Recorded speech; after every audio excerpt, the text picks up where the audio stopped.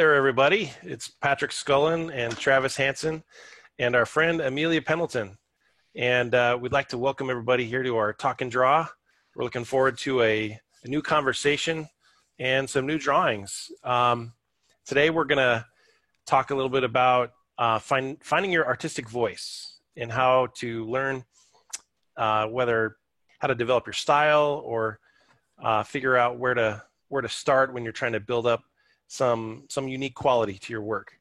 And we're glad to have Amelia here, who is in the midst of her journey working on her artistic voice. And she's a self-published artist and illustrator, works in children's books, has her own comic as well. Comic is Dead Hand Used Bookstore, right? Yep, that's it. Yep, that's great. Anything else you'd like to say to introduce yourself, Amelia? I love sketching and drawing. I've always been drawing my whole life, and I'm always trying to challenge myself to draw something that would grow my my skills. And I love playing with different mediums, all sorts of different things. So. Well, that sounds very familiar to me. I feel the exact same way. It's exciting today to be able to talk with you and get to know you better. And looking forward to hearing some words of wisdom from Travis too. So Travis, what are we going to draw today? Well, today's subject was evil wizards. And sorceresses. And sorceresses. Is that how you say it? Wizards and sorceresses. So I just misguided. We'll just say misguided. Okay. Yeah, I like that. And that's what we're going to tackle today as we chat. One thing that Patrick failed to mention too on Amelia is she's got 2 children's books that are out published. Yeah. Yes. That's one's called Bubble Trouble and the other one is called Spencer Spider Just Wants Friends. Great. Spencer Spider is on Amazon as well. Oh, that's great. And also, I don't want to forget your Instagram is Amelia Pen Draws, right? Yep, that's it. Amelia Pen Draws. Awesome. Well, good. Well, all right, Travis. So we're going to work on drawing some sources and wizards. All righty. Well, let me share my screen and get us started. I'm working in Clip Studio Paint. I use a Wacom. One of their newer is it a 22 HD or is it a 24 HD? I don't remember, but it's a really nice one. It's about $1,300. It's well worth the investment, and I work on a Mac. So I guess we're drawing evil wizards. So we'll let Patrick kind of get into the mayhem. Yeah. So talking about finding your artistic voice, that can be interpreted a lot of different ways, but to start out, what would you guys recommend for developing your own style, kind of your unique style, something that says you? What an interesting question that actually is, because I think if you spend your entire time thinking about, I got to develop a style, you're actually adding an unnecessary amount of stress to you. I prefer to look at it this way of going, my style will develop the more I practice and the more I look at other things and try to be just a little bit different. And allowing, I think, your style to grow with you will give you a much better, you become a lot more unique, especially because I think the minute you're stressing on it, then you start trying to copy more and more people's styles, and your artwork actually becomes, a lot more like somebody else's. So you'd say that you find it while you're working, It's not like you pull it off a shelf and then start using it. It's something that has to happen as you go along. Right. And I think styles change over time too. I mean, they develop and grow the more that you use them. The way I drew when I was 20 is way different than at 30. I mean, I wasn't even happy with my artwork until I was in my 30s. And, you know, even now I'm going through another renaissance of change in my art style, which has been very enjoyable. Yeah. There, I always think about with finding your own style and stuff that being an artist is like being a sort of like being a scientist, and every day you come to the paper, you're experimenting. I like that a lot.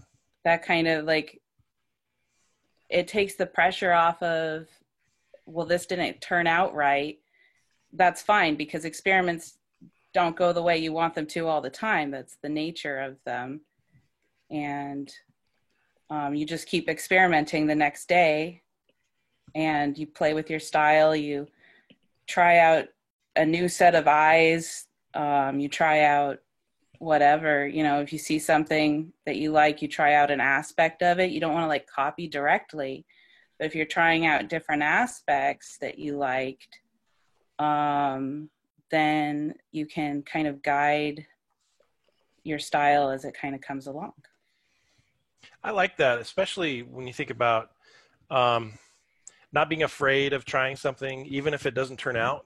Yeah. You know, scientists are very methodical. They go through a process and they try something, doesn't work, they try again. They're not afraid to try again, but for some reason, maybe as artists, we are a little self-conscious about it. And so we don't have, or we should have that confidence to just keep going. Well, I think once we hit a roadblock, it's really easy to get discouraged. And I like to, you know, Patrick, you and I have had this conversation before. You know, roadblocks are nothing more than you are so close to the next level of ability, and having that. And I think that is definitely crucial to keep pushing yourself forward. That's where the drive comes in. And as your style, you know, grows and you start trying new things, it's never going to be perfect the first time. And I think as human beings, sometimes we have this nature in ourselves where we're like, oh, it's got to be perfect. I've got to draw this perfectly. And if it doesn't come out, then the first thing we do, we become our worst critic and we totally beat ourselves up. Yeah. Well, I definitely relate to that. I, for some reason, ever since I was little, I always felt like it had to be perfect the first time I did it. And it was, that's been a hard habit to break, basically, to be able to go, no, I can relax. I can let it be. If it's not perfect, it doesn't matter. That's just another step on the path getting better, right? That practice. Yeah, well, I was really, I got into like a perfection mode just about coming out of college. I was just like everything. Now that I'm college educated, I have to be perfect with everything I did. And it was really eye-opening to me, actually, when I looked back at my really young sketchbooks, because I would like have drawn a face and then decided I didn't like the face, and then I'd flip the page and there'd just be a little tiny face in the middle of this big blank piece of paper. And I was just like, I'm just going to move on to the next. And I was like, where did I lose that? Yeah, definitely that ability, like a child, to just go for it, all in. Yeah, you're just not even worried about getting it wrong, because you already figured out how to walk, and that was pretty challenging. So maybe that's what it is, right? The world doesn't seem that big a deal once you learn how to walk and crawl. And you're also, I mean, I think there's days where you get into your zone, and your zone's amazing, and you're like, oh, I got this, and everything kind of falls into place. And then there's other days where no matter how much skill you have, and no matter how much technique you know, and no matter how much design, it just does not flow. Yeah, those are frustrating. Those are frustrating days. But I have found also the importance of getting up. You know, you got to keep at it. You can't, you know, as an illustrator, I realize that I have clients that expect, you know, stuff. I can't just stop because I can't figure it out. I can walk away for an hour or two or a little bit and kind of get back into my zen. But sometimes that takes a little bit of time. Oh, sure. It is interesting how, you know, client work and a job definitely helps you overcome some of that, right? It may not be perfect. Well, let's see. It may not be done, but it needs to be finished. Yeah. Or maybe it's the other way. Well, It may not be finished, but it has to be done. and I think something that a lot of people don't realize, Amelia, you did something really awesome. You were talking to us earlier, and you talked about how you put together, and I can remember seeing these when you were posting them, a year where you did a sketchbook a month. I did, yeah. Tell us a little bit about that. So that was inspired because I was feeling really artistically like stagnant, and like I wasn't getting anywhere with my art, and I didn't like any of it, and I just felt very unproductive. So I ended up going through all of my childhood sketchbooks, organizing them because they were just in a big jumble. And I was like, maybe they'll inspire me. And what really inspired me was I piled them all up by year. And I realized that on an unproductive year, I had 8 sketchbooks. That was the smallest pile, was 8 sketchbooks. And then the biggest pile had like 16 sketchbooks. And I was like, somebody was doing these one a month. Now, granted, some of those pages just had a half-finished face on it. But then I was like, well, now I'm a lot more experienced. I'm faster. Maybe I can up that and start doing that again. So I pulled out one of my sketchbooks, new sketchbooks that was still in its cellophane wrapper that I'd bought, a few months ago. And I counted the pages, and there were 60 pages. So I was like, that's 120 double-sided if I decide to go double-sided. That's 4 pages a day, both sides. So it's 2 pages, but it's 4 sides. And I was like, I could do 4 pages a day. I think I could do that. And so then for September, I want to say 2017, I was like, I'm just going to do a whole sketchbook in 1 month. And I said, that's my Sketch-tember. That's what I'm going to call it. And but then I did that. And I was just shocked that I had done it. So then I was like, I'm going to do it again for Inktober's challenge, but I'm just going to draw whatever I want, but all in ink this time, no pencil. And so then I did it for October, and then I was like, I'm going to do it November too. And I just kept doing it. And next thing I knew, it was September again. And I was filling my 13th sketchbook, and I was like, oh my goodness. And I was so much better and much more confident with drawing as well. And faster. And so. That's awesome. Yeah, I felt a lot more creative too.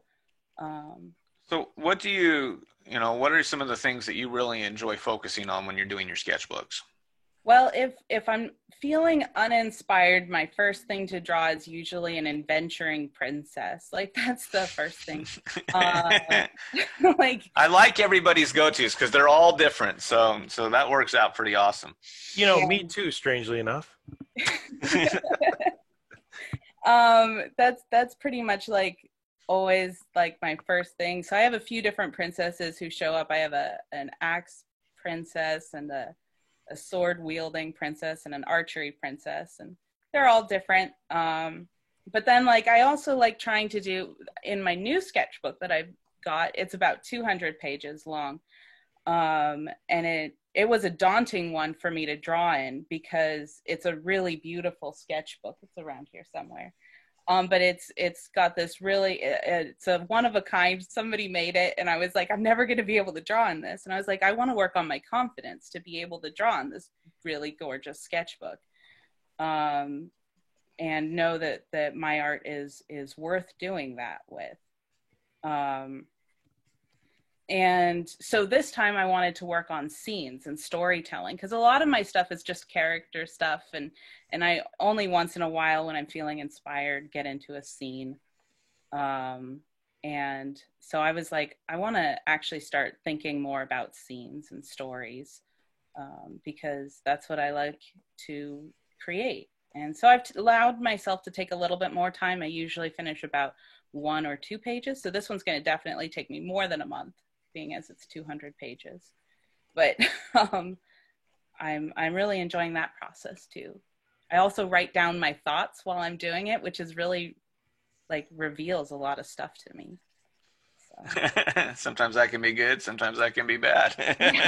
Sometimes I go on tangents. I'm like, Oh, that sounds just amazing. I really respect that. That's a lot of work. yeah, it is. But what's really amazing was I found that I could bring my sketchbook with me anywhere. And then instead of going on my phone and just looking at Instagram and wishing I could be one of the really productive artists, I was pulling out my sketchbook and being one of the really productive artists. I think that's an excellent bit of advice, right? Yeah. The social media is such a time waste sometimes, and if we're not being proactive like that's really great. I love that. Yeah, I actually put the in the parental controls, I put my own limit on social media. So 2 hours, it's all like, you're done. And it's so weird. It's like I always hit that limit, and I'm like, that's 2 hours I've wasted, Most of the time I'm posting stuff though, so I'm like, Well, that's a little different when you're posting and interacting and creating that business savviness. But I do understand there are moments where even, I find myself going, wow, I've been sitting here just scrolling for almost 40 minutes. What the heck? It's so easy to do. And I was just like, I want to call that to my mind. Like I when I'm doing business stuff, I will say, ignore that for the day, because I'm working on this really intense post. But then I just try to not turn it back on, or I'll remind myself in 15 minutes. Because I know that if I'm posting on Instagram to share my artwork, that's really important. But if I'm scrolling through Instagram doing absolutely nothing, or watching Facebook videos, then I really know that, oh, okay, I really have to be turning that off and getting back to what's important to me. Well, let's switch screens and let's go to yours. All right. And well, I was going to say, Travis, is there anything you want to say about yours before you sign off there? That I drew a dragon in the background and I didn't like it, so I'm redrawing the dragon in the background to get it right. I like the perspective on this guy. Well, yes. I was thinking, actually, I know what I'm going to do. I'm going to be really evil. I think I'm going to make him conjuring like TP just for him. Oh, yeah. I mean, that's evil. He's not going to share. That's funny. All right, so we're stop. Yes. And we'll jump into Amelia's, and we'll talk about your process and some of the other things that you've got going on this. Okay. Let's see.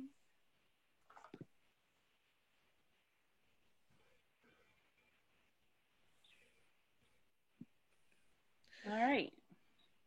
You can see it? Yeah, we can see it. So before you get into what you're working on, what are you working on? I'm on Procreate on my iPad, and this is pretty much my main go-to now. I love that the iPad's like a sketchbook. I can fit it in my backpack and take it with me, and then just draw anywhere. And then it's just very simple. It's very portable. And then when I get onto the computer, I'm usually on Photoshop, which is great. And they seem to like each other for the most part. So I too also love the drawing on my iPad. It's just really comfortable. Yes. Yeah. I'm in that same boat, but sometimes I get tethered. I find that I like going back and forth. I like being able to go into another room and sit with my family and doodle. It's a huge difference. So, yeah. So what do we got going on here? So I always like to do my adventuring princesses. So I had this sorceress, and I was like, she needs somebody that she's like facing off against. So I have, she's like about to cast some kind of a big spell up here. And then I've got like down here, my princess is stealthily trying to grab a rock. We don't know how that's going to work out, but maybe we do. So I kind of wanted to start off with going a little bit confrontational, and bring some story and drama into it a little bit there. So. I love that. And there is that little secret, that little Easter egg, that little bit of tension where she's reaching for something. Yeah, this is all kind of that moment before the big explosion. You know, we haven't seen how the rock is gonna fare against or how that rock's gonna work. I keep imagining that they both fire the kind of Harry Potter style or something, you know, one innocuous spell outflicting the more powerful one. Yeah, that David and Goliath style. Exactly. Yeah. I love your sketches, especially as you get more and more refined with them. You know, that's one of the things that really, I think, when I first noticed your work on Instagram, or it was Facebook, I don't remember. It was one of those two places, but I thought, you know, it's got that earthly feel to it, where it's a little bit more rougher. Yeah. But yet it still has that nice, you know what's going on. And I think it feels very organic, and that's what I like about it. One of the questions that I've actually got, you know, having as many sketchbooks that you have and all the different, you know, the amount of practice and work that goes into this, how many of these ideas end up becoming more set pieces? You go back and go, you know what, I'm going to add that to my story, or I want to revisit this, or I want to make this even better. There's a lot. I've started to want to put together like a notebook that kind of collects the different stories that I keep cycling back through. It's almost like having a reoccurring dream or something. Like you're like, oh, cool, I had that dream with the flying dinosaurs, and flying T-Rexes again. That was amazing. But I so I have a few princesses, but I also have a girl who keeps wearing rocket boots and building robots. And I have a pirate girl. There's a number of different ones, and I'll go into different things too. I've got a space explorer, and they change designs too. Like some of them I haven't settled on, but I have like these stories that brew up while I'm thinking about it, and while I'm working on them. So I kind of have, different stories. I'm always coming up with different stories. And I think I've done that my whole life too. Like I look back at all my old ones. There was one from when I was 9, and I had a couple of robots that were panicking, and they were going like beep boop, beep boop, but then like translated underneath there was like, oh no, the ship's gonna explode. You know, I digress here.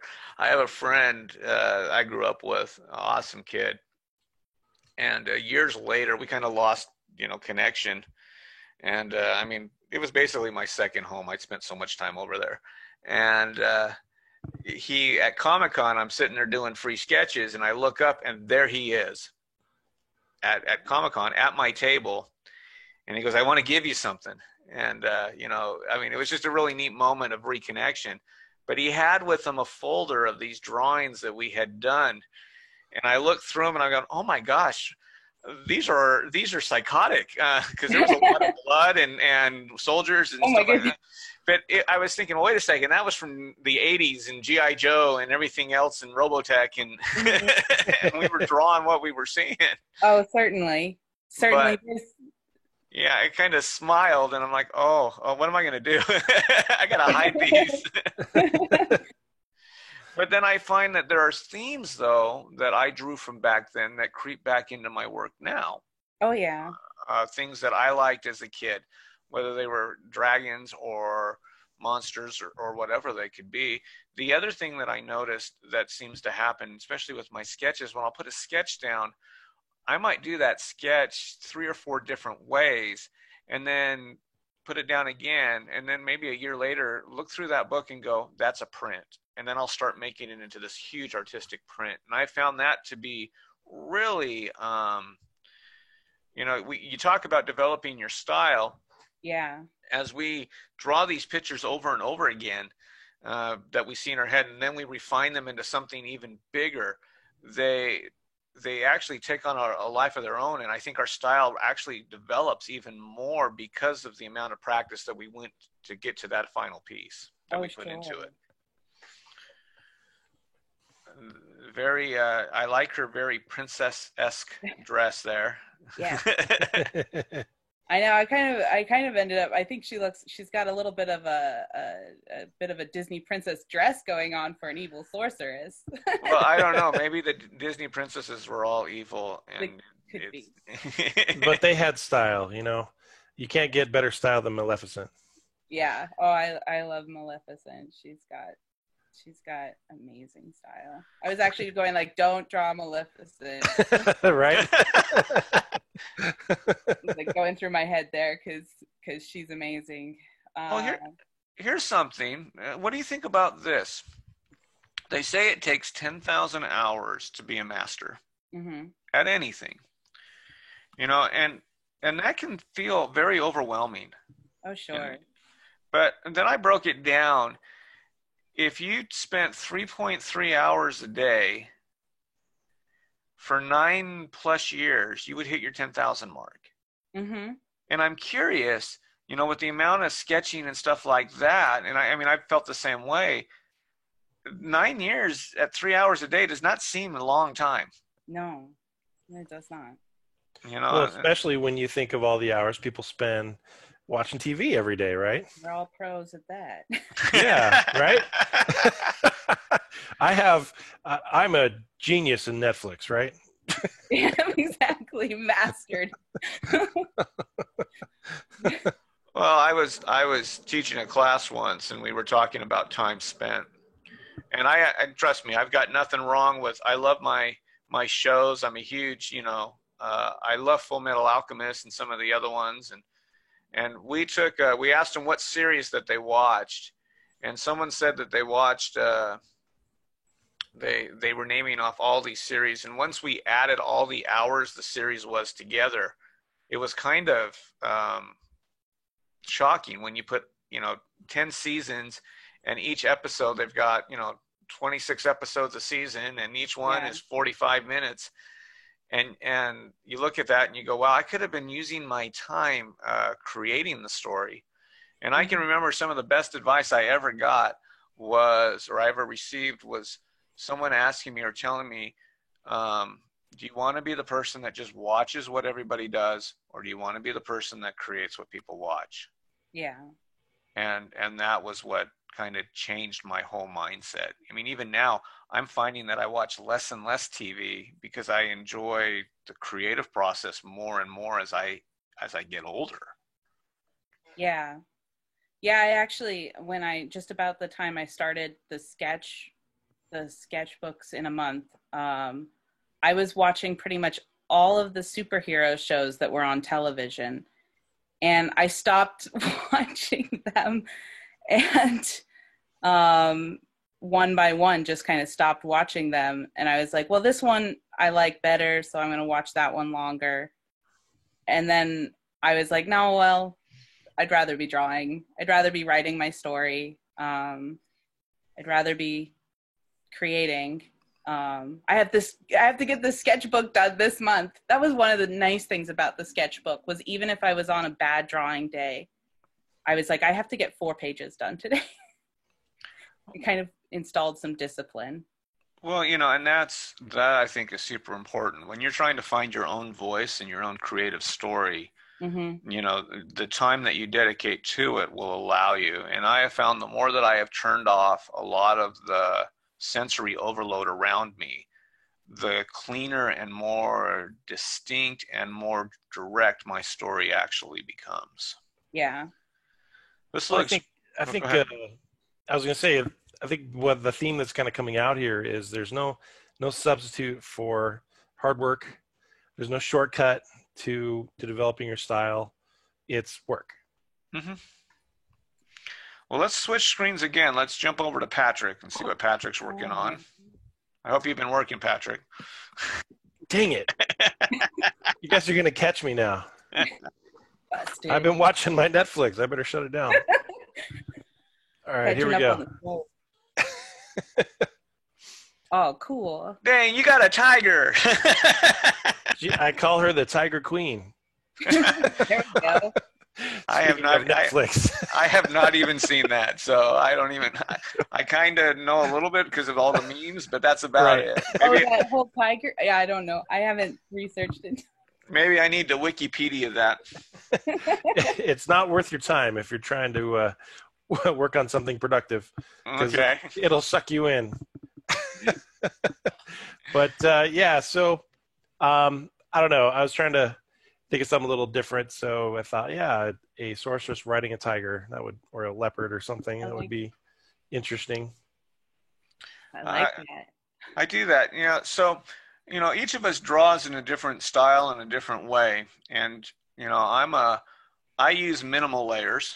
I probably just keep my layers for backgrounds and foregrounds. Patrick, you are a layer hog, and there's nothing wrong with that. That's right. I always push the limit. What about you, Amelia? Do you like to draw on layers, or do you like to put everything on one layer and just work your way through it? So when I'm starting, I'm like a one layer sort of person. I have a very sketchbooky approach. Like the original orange layer was just one, but now I'm starting to do the darker lines, and those are on a whole different layer. So I'm on 2 layers right now. But if I were to start like really inking and coloring this, once I get to colors, then it's like 20 layers. Yeah. Yeah, I'm there with you on that one. But certainly when I start, I think because of just the amount of time that I have spent in sketchbooks, I generally keep it to maybe 3 layers. If there's an element I'm not sure about, I might put it on a 3rd layer just so that I can delete it or change it if I really don't like it in the end. Okay. I usually keep my original sketches pretty minimal. Now, here's another question for you. You work full time. Mm-hmm. Balance. How do you create balance? Yeah, so that's something that I have been working on a lot. And one of the things is I try to carve out each week some time for just me to connect with. It's just me and my husband right now. And so we haven't yet had the joy of children to add to our mix. It'll change your whole life. That's what I've been told. But I think that it changes it for the better from what I've seen, even though there's chaos. Joy is one word to use. and chaos is another. There we go. But it's good, and you go through different stages. I mean, Patrick and my kids are both, I have kind of the split. I have a real young one that's 11, and then all my other ones are old, like Patrick's. They're all kind of moving on with life. Yeah. Well, so we haven't gotten that challenge yet. But I do have my full-time job, and I come home and it's so easy to say, oh, I'm so tired. I just want to watch TV. But I try and do something like a 15-minute exercise or something, because, exercise it'll energize you, and do something to kind of separate my work day from my other work day. So I come home, I do like maybe 15 minutes of exercise, or I'll maybe do a little 15-minute drawing just for myself. Try and keep it quick and short, just kind of a doorway to go through, right? Where I'm like, okay, now I'm through that. I'm feeling a little bit more energized, and so now I'm going to start working. And then I put out my list of the different client projects I have, and that's a big motivator, when you've got people depending on you to show up and to bring your work. So then I put out my list and I go like, these are the things I need to accomplish today. And I just start chipping away at it, just like I would my sketchbook pages, It can feel really daunting. Like it can be like, oh my gosh, I have so much to do. But if I just take one step toward, I can't leap and all of a sudden be done with my work. I have to just keep taking each of those steps towards working on it. And it's definitely something I do too. I like taking a little, piece by piece approach. And sometimes I'll even like set a timer and say, okay, you're going to do this for the next 20 minutes. Mm-hmm. And granted, once that starts, it probably turns into an hour. Yeah. Yeah. But if I just have that little motivation to get started, it Mhm. makes a big difference. Oh yeah. So, and then, you know, I think that's kind of how I'm managing it right now. And as I said, I don't have the added challenge of children yet. Get as much done as you can. Yes, that's what my goal is, right? So, well, but, and you seem to have a good support group already at home, you know. oh yeah. And that's important too. We've talked about that, the need to have a very positive support group at home, whether it's kids and a spouse or just a spouse. Having that actually can be beneficial. Yeah, and my husband's really supportive, and he loves my artwork, and so he's always like cheering me on. And Your biggest fan. yeah, but he also is really good at critiques. We both went to the same school we both went into digital art and animation, and so he learned how to give really good critiques. And well, that's good though. Me, but every time they're really good. They're really good critiques. And then sometimes I'm like, I wasn't looking for a critique. I was looking for you to say I was a genius. You can relate very well. Yes. So, you know, along all these lines, and as we're kind of talking about working hard and developing your voice and having a support network and all that kind of stuff, is there anything that maybe you've discovered now or wish you would have known when you were first starting out that has changed your perspective or improved your process? Wish that I had known starting out. I feel like the thing that I never, well, how do I put that?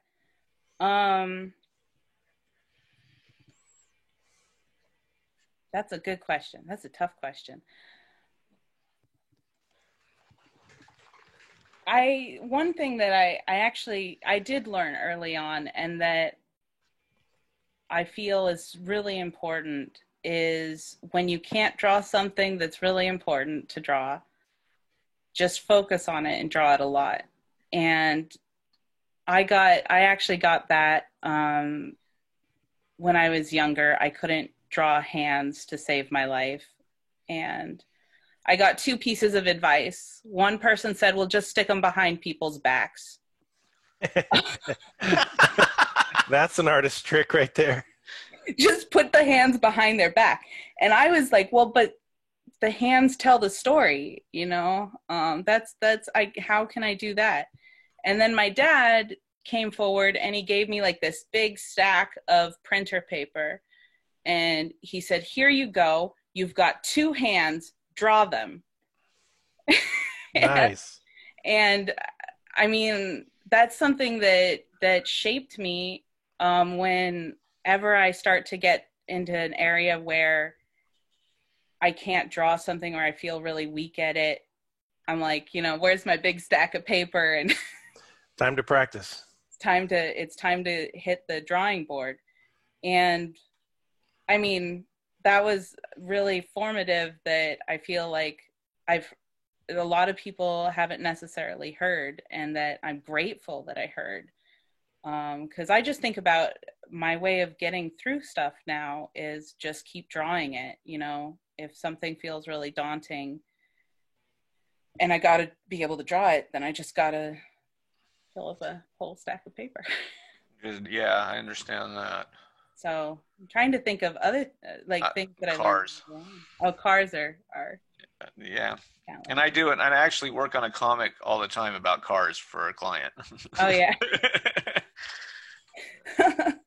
Well, that's another really good bit of advice, though, is to, if you don't feel confident about something or you feel like it's a weakness, work at it. You know, focus attention on that. Just like any other kind of exercise, right? Mm-hmm. Yeah. Yeah. That's looking really good, Patrick. Thanks. Ready to show us where you're at, Travis? Yeah, we can jump back to where I'm at. So, all right. Let me know when I can Let me stop here. There we go. jump back in. So while you're getting set up there, Amelia, you were talking about doodling in your sketchbook with different characters and different ideas. Mm-hmm.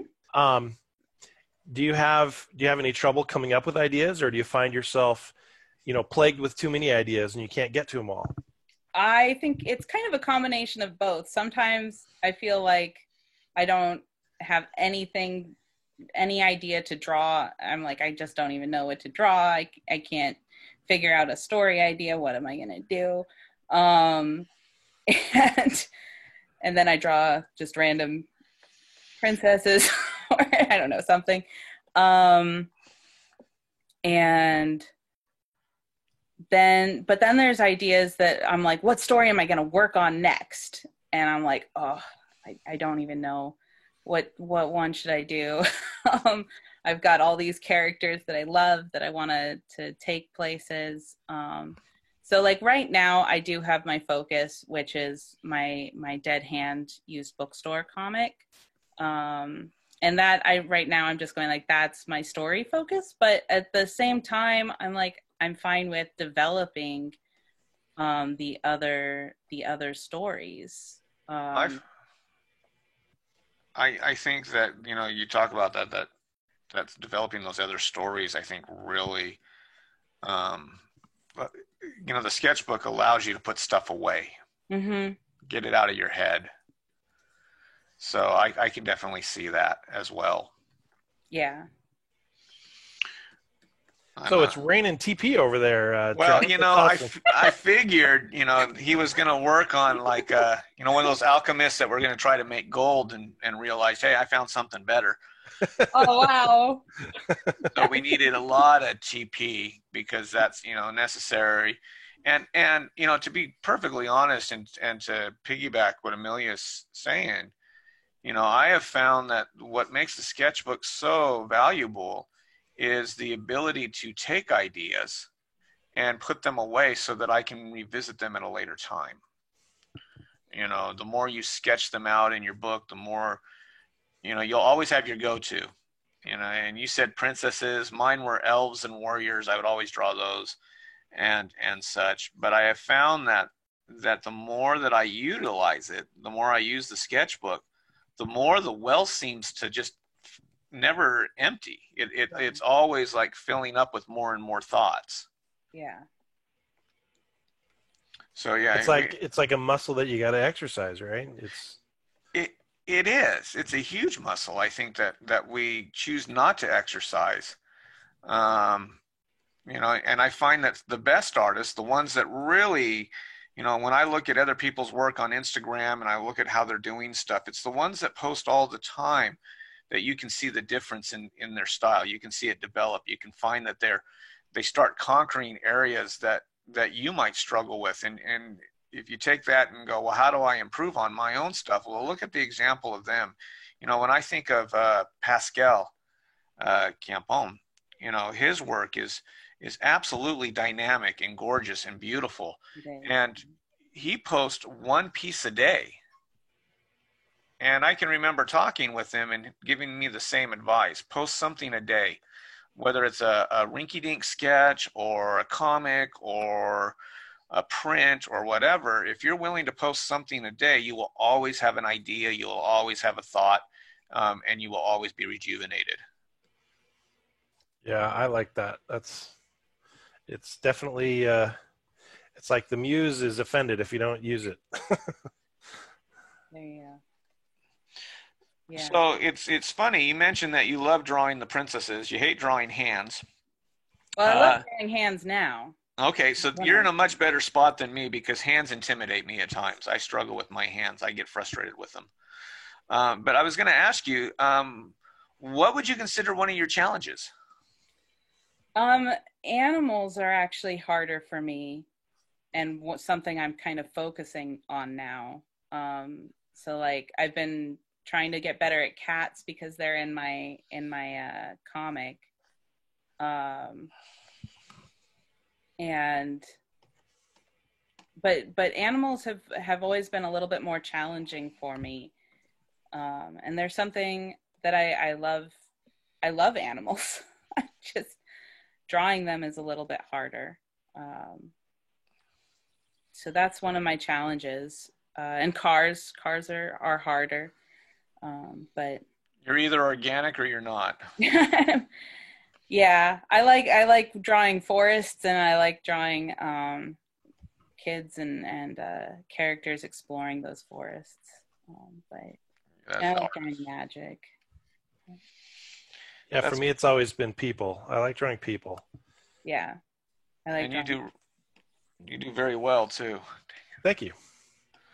Yeah, I don't like landscapes. I don't like vehicles. I just like faces and people.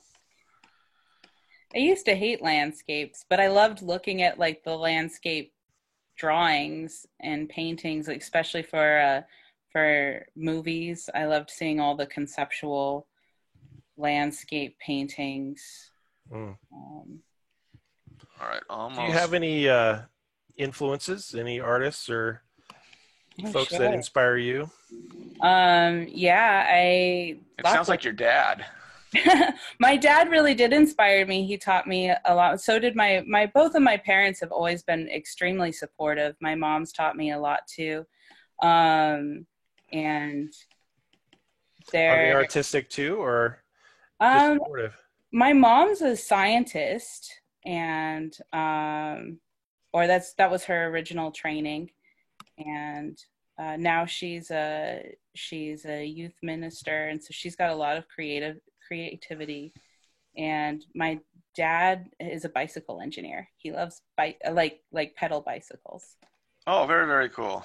Cool. And that's what he loves. And he would always draw like these kind of like those impossible kind of drawings that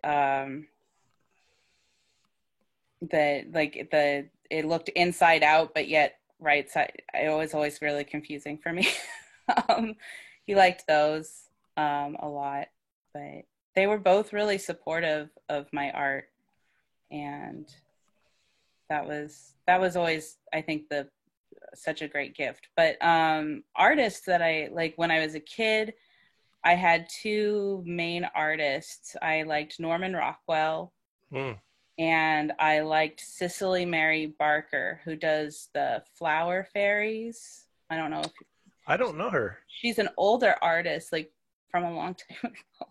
She's but she does these they're kids that she was a very sick artist, and she was at home because I think she was in like the 1800s, and they didn't have any medication for her, so she was homebound. But her sister was a school teacher, I think, and so she would often go and just kind of sit and watch the school happening, and she would just draw it. And she'd draw all the children as fairies. How cool. And so as a little kid, I liked hers. And then there was an artist that I didn't figure out that I really liked his stuff until recently. I finally figured out who he was. But I used to keep like pictures that I'd find like on postcards or copies from inside of books. And it was Arthur Rackham, and I didn't know who it was.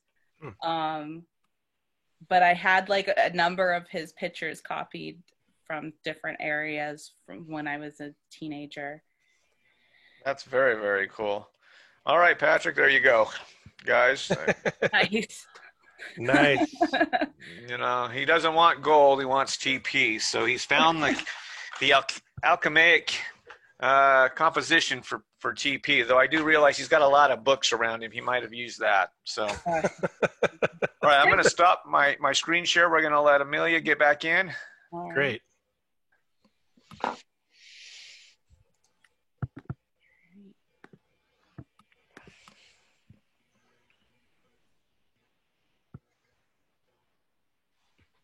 Let's see if that princess has picked up the rock.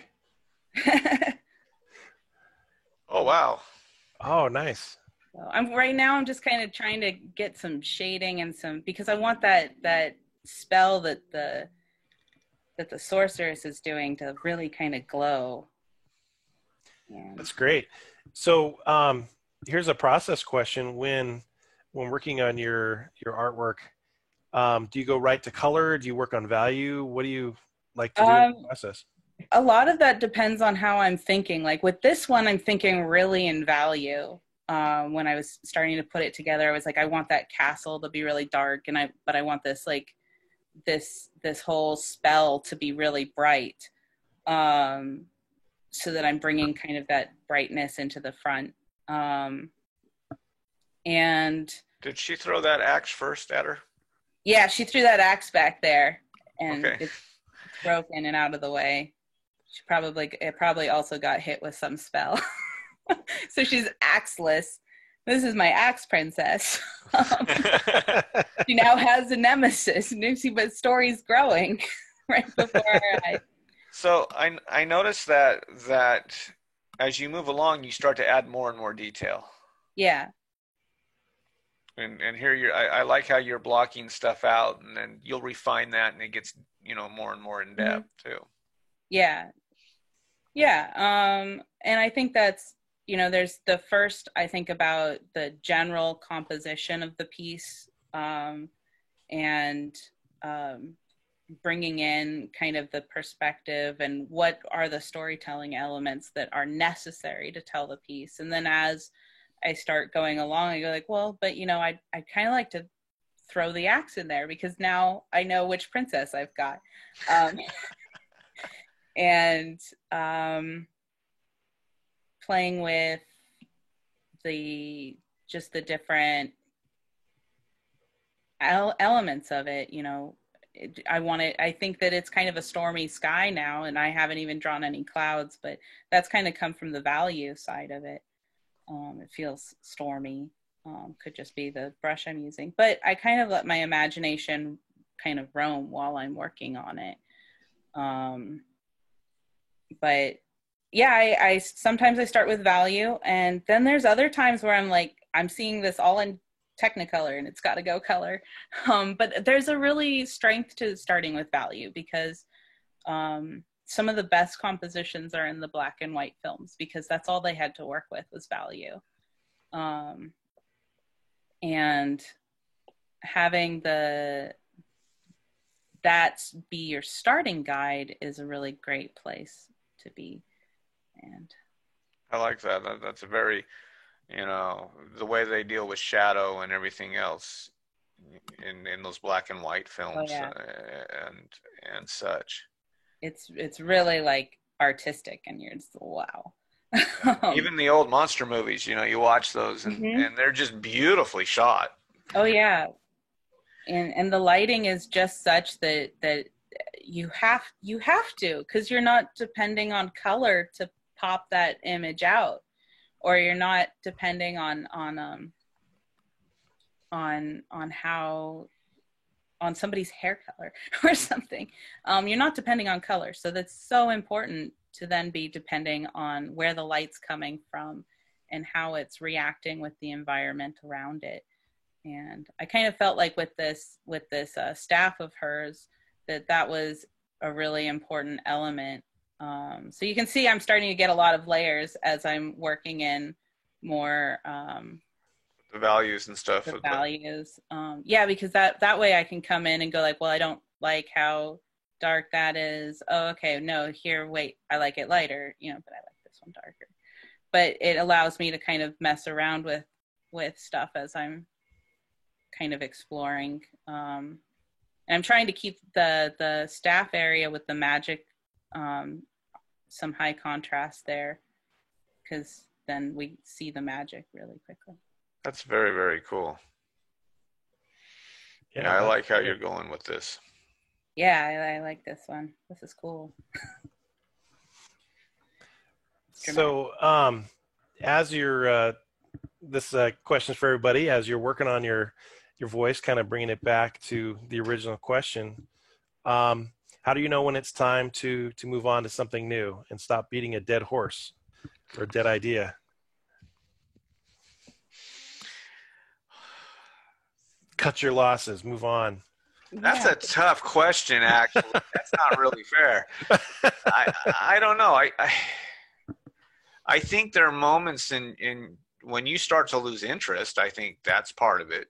You know, as an artist, you do lose interest in pieces that you've worked on or stories. You know, Hmm. they kind of sometimes they'll drag or such. I think there's other moments where you've got to look at it and you have to have that realistic conversation. Is it providing for my needs? Yeah. You know, and I've had to look at that too. You know, there are certain properties that I own that are great, but they're so niched, it's hard to make them, you know, it's hard to feed a family of 7. But then I find other ideas that just are exactly what it needs to be and they flow. And so I think that's where my energy goes to, is what is taking care of us at the moment. But at the same time, it doesn't mean that I cut my losses on an idea, because I still think that there will be time to go back to that idea and build it and work it and mold it. But as for trying to improve and define your style and everything else, well, for me, I believe that um, that if you've been at it all day and you're really frustrated, put it down, do something else for an hour or two or a couple hours, sleep on it, and then go back and try it the next day and see what happens. You know, I don't think you should ever give up on defining, on working on your style or working on your, you know, where your struggles are, because you never know when you're actually going to need to draw that. Yeah. Yeah.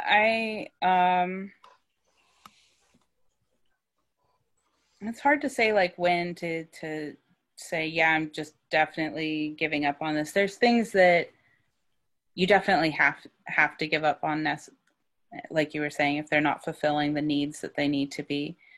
And I also think that it's like, if it doesn't feel like it's speaking to you, if it's not speaking to you, then who is it gonna? It's not gonna speak to anybody.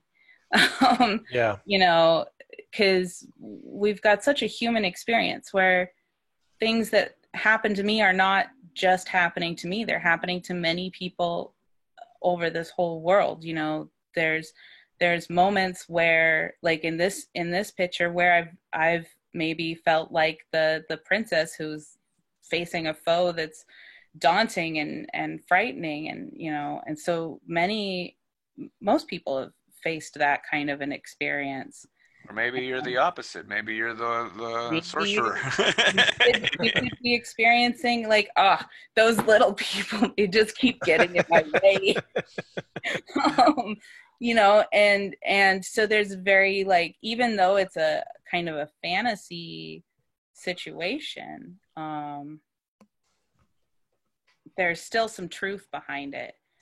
um, and I think that that's important to have in there. But then, like, if it's not speaking to you, then who is it going to speak to?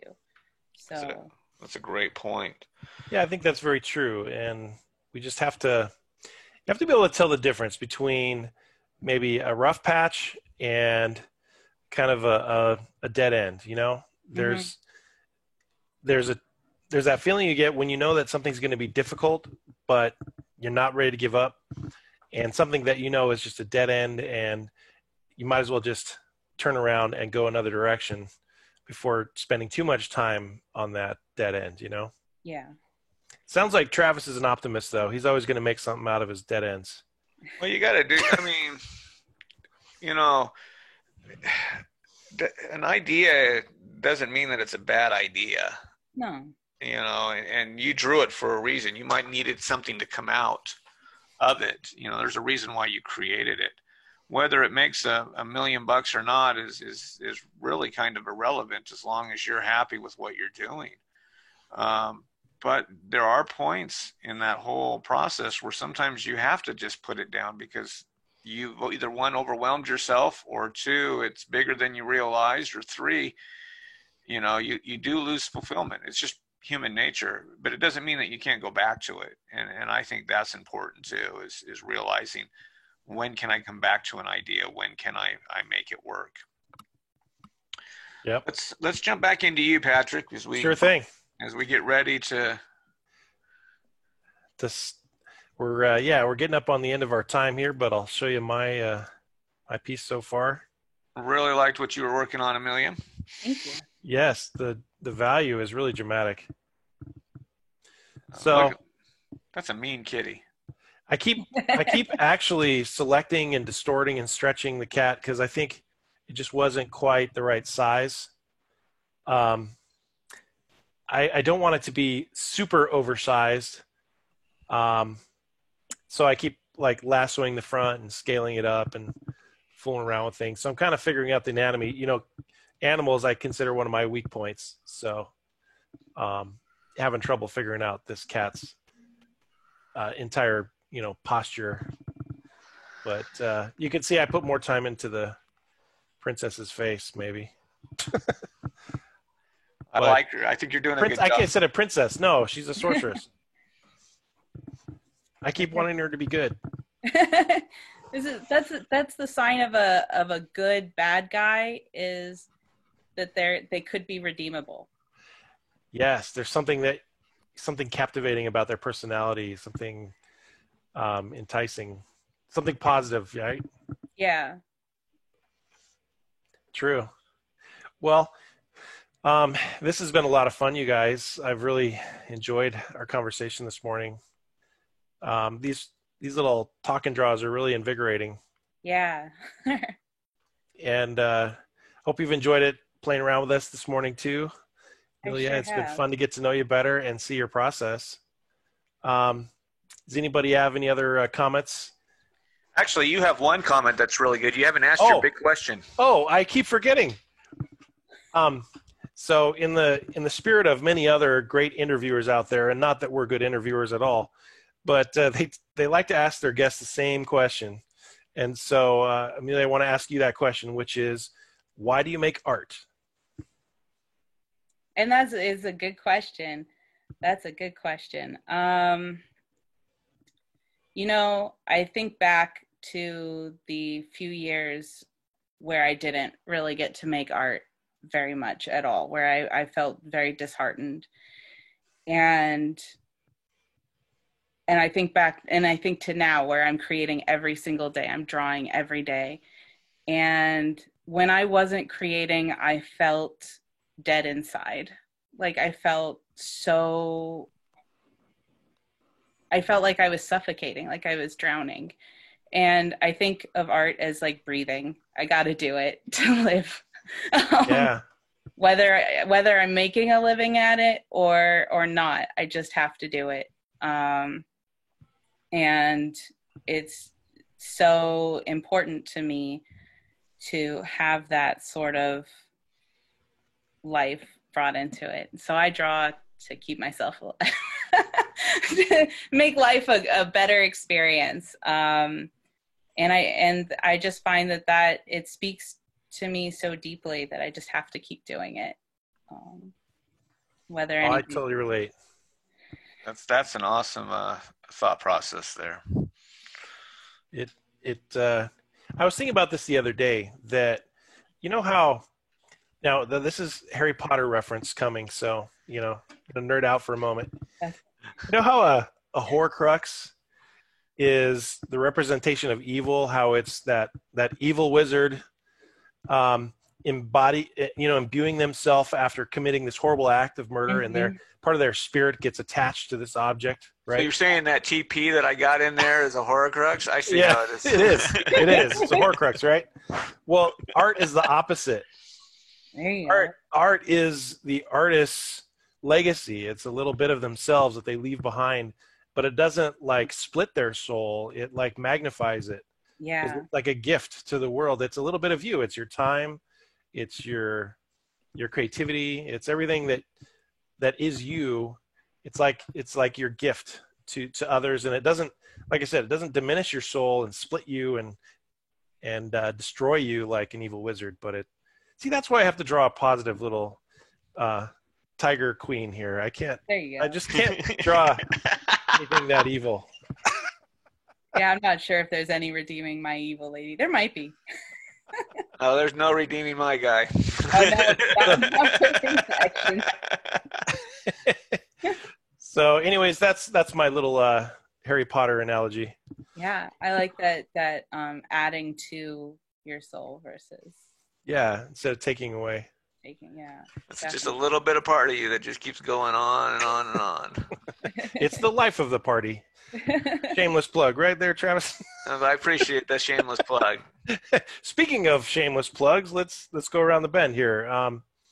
I just want to mention folks can follow me on at Patrick Scullin on Instagram, on Facebook too. My website is patrickscullin.com. You can find my art and books and stuff. How about you, Travis? As many of you know, I draw Life of the Party. You can find me on Facebook as Travis Hansen, or you can find me on Instagram as Travis J. Hansen. Fancy. Well, because Travis Hansen, the other one's taken by a guy that doesn't wear any clothes. So, you know, I'm kind of in a rock and a hard place here. So, oh dear.